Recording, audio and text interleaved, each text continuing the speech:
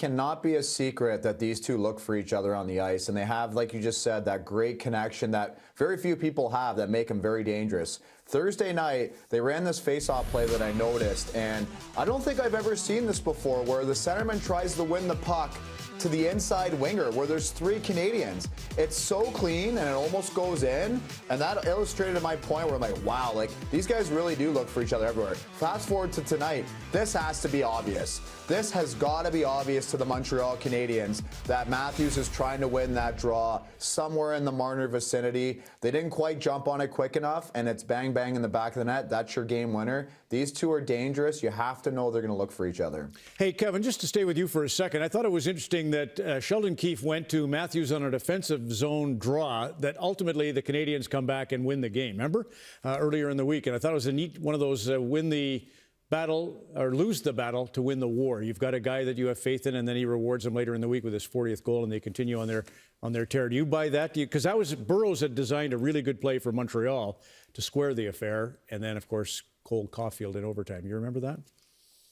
Well, yeah, it's nice that you're giving Burroughs some credit finally, Ron, but you're right. Auston Matthews is turning into a nice two-way player, and you're right. You're seeing him on the ice more at the end of the game, up a goal or down a goal, and that's just a testament to the complete player he's becoming. Jack Campbell, Kelly.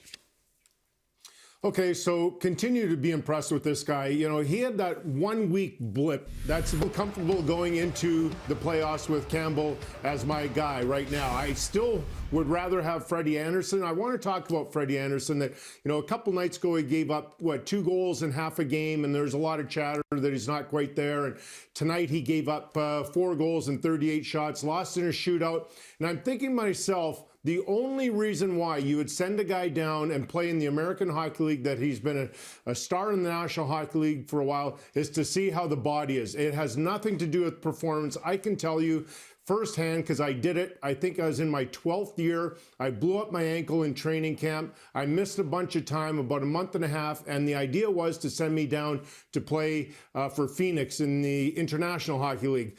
The only thing I learned in that is that I couldn't trust the players in front of me, because I'm not trying to be too dismissive, but they're not ready for the NHL. So I had no idea what they were doing.